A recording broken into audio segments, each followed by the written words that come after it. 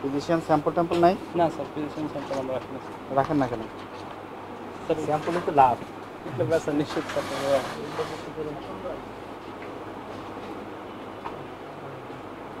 কিছু নাই। Air soften enhance এগুলো কত করে বিক্রি করেন? পার পিস 6 টাকা। দাম কিভাবে ধরলেন? গায়ে তো দাম লেখা নাই এবং এটা বাইরের মনে হয়, বিদেশি আইটেম, ইম্পোর্টেড। একই কথা বললাম আর কি, বুঝতে পারছেন? ইম্পোর্টের তথ্য থাকতে হবে এবং এমআরপি থাকতে হবে। এই 6 টাকা করে পার পিস। এখানে কতগুলো আছে কার্টুনে? 60টা নাকি?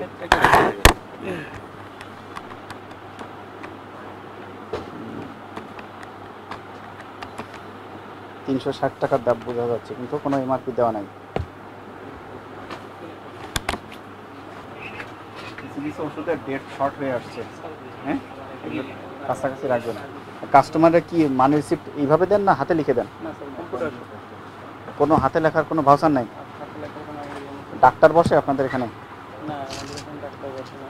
যেগুলো দেখান তো দু একটা বিদেশি ওষুধ এই যে নিয়ে আসেন, নিয়ে আসেন।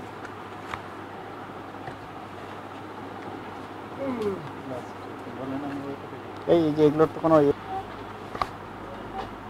এগুলো কোন দেশি জানেন? এই যে ইম্পোর্টার তথ্য আছে না? ইম্পোর্ট, হ্যাঁ ইম্পোর্ট হবে।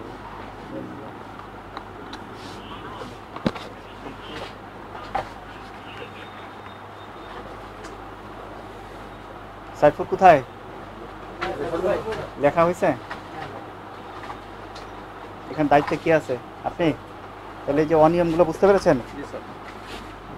অনেকই আছে। এই যে এমআরপি ছাড়া আপনার ওষুধ বলেন, কসমেটিক্স বলেন, এই সার্জিক্যাল আইটেম আছে, ইনপুট ছাড়া তো এগুলো রাখা যাবে না। এগুলো রাখার নিষিদ্ধ তো। এর জন্য 1 বছরের কারাদণ্ড, 50,000 টাকা জরিমানা অথবা উভয়দণ্ড হতে পারে। আপনার কি এগুলো ভুল হয়েছে? এই যে একটা পাশাপাশি জিনিস, একটাতে আছে একটাতে নাই। এই যেটার দাম বেশি এটাতেই নাই। একটা বললেন 60 টাকা করে, 60 টাকা করে বিক্রি না? ও আরে বাবা, এটা আরও বেশি, অথচ কোনো দামের কোনো অস্তিত্বই নাই। আবার তারপর একটা মেয়াদ উত্তীর্ণ ওষুধও পাওয়া গেল। ঠিক মতো চেক করেন না আপনারা? চেক করে পেলাম কিভাবে? স্যার, এই যে অনেকগুলো পিছনে কাটতে হবে। ওখানে রাখতে হবে, ঠিক আছে? আমরা যদি আরও খুঁজে পাই আরও পাওয়া যাবে। না শুধু স্যার পারলে কিছু না। আপনাদের এই 2 অপরাধে 10,000 টাকা জরিমানা করা হলো আজকে।